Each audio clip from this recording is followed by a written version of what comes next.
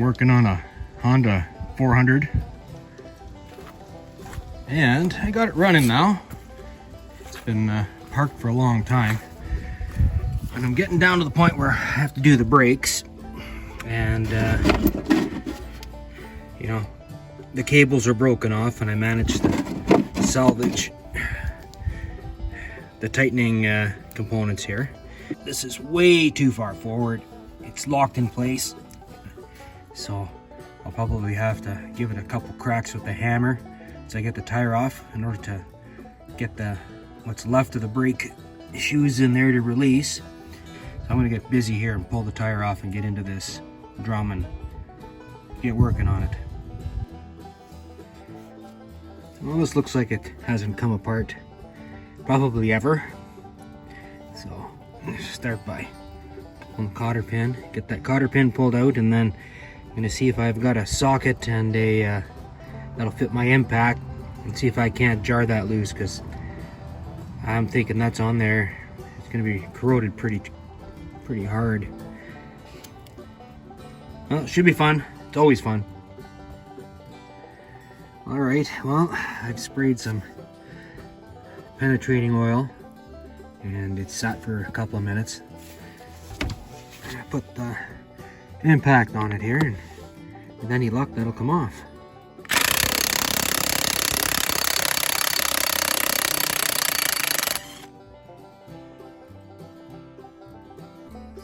Next, there we go. Oh, wow.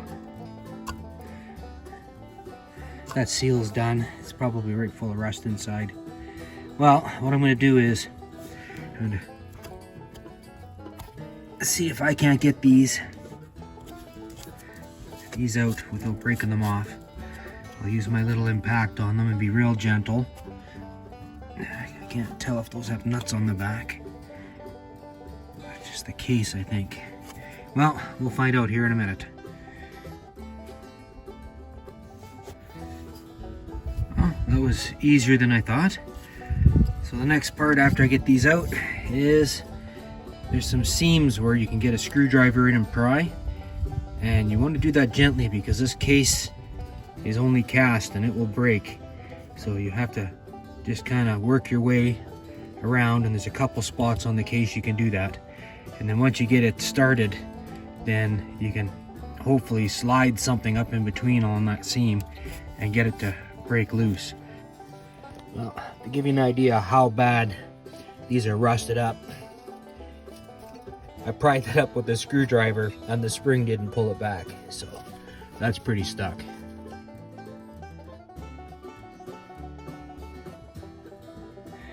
Well, I scraped out most of the dirt. I'll do a little bit more here before I put it together, but the main thing at this point is to get this off. So there is a single bolt that goes through it. It's splined on. I put penetrating oil on it several hours ago, so hopefully it comes off. But I'm going to take some pictures because I want to get this back on the same angle that I'm taking it off. It makes it a lot easier to hook up your brake cables. Well, I got it out. You can see the corrosion on it. But I had to hit the end of it pretty hard, so I'm going to go and take that. And either use a file or my grinder. Just make sure that it's not mushroomed out at the end, and then use a file to sharpen up the teeth so that I can spline everything back together. I really had to hit that hard, so I know it's going to be mushroomed.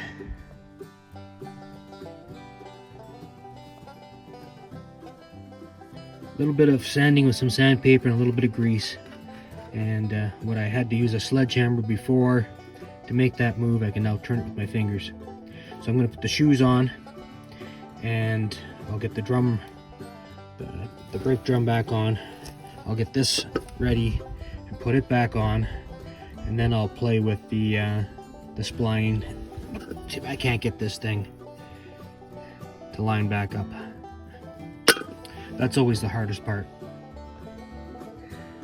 I just have to put the cotter pins back on And then I'm going to slide this drum back on.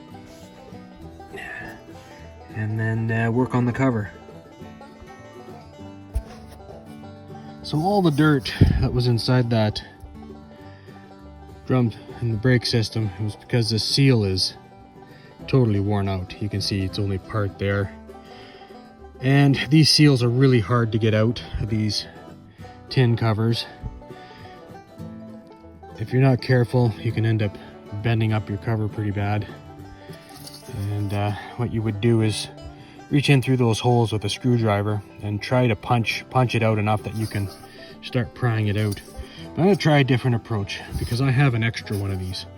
I'm just going to throw this into my little wood stove that I have going in my shop and see if I can't get that rubber to burn up enough that I can punch it out easy. It's worth a try. Well, we'll give that a couple of minutes and then I'll grab it with some vice grips and throw it out on the wet ground outside to cool off and see if I can't get that rubber out. Now I'm going to close this door because it's throwing a lot of heat. Wow, that was so easy. I actually watched it. It started to burn and then it popped and fell right out. So I've grabbed the drum, I'm going to let it cool off and then I'm going to clean it up and paint it. And then I can put the new seal in there. Man, that was easy. I have spent hours punching these things out. That's a win. So I'm going to show you this adjuster on this Honda 300. The 400 is all muddy from the test drive I took. It's essentially the same setup. When you put these back on, if you've had them off on the spline on the bottom here, you want to have these far enough back this way so that when you adjust, you don't end up with too much thread sticking out. Because if you put new brakes on it, if you were to have it adjusted like this and there's this much thread, you've lost a lot of adjustment in the future. So you want to make sure that this is as far back as possible and to be able to get this started. Now, the other issue is this needs to be tightened so that the slack, much slack is out of it as possible, so that when you hit your brake, this moves right away. Otherwise, what you'll find is you'll squeeze your handle, nothing will happen. When you push your foot brake down, it'll be too soft to actually move the mechanical brake hard enough to stop you. So those are just the final touches to the adjustment. Remember, brake ahead, it's a Honda. The old Hondas are known for not having great brakes.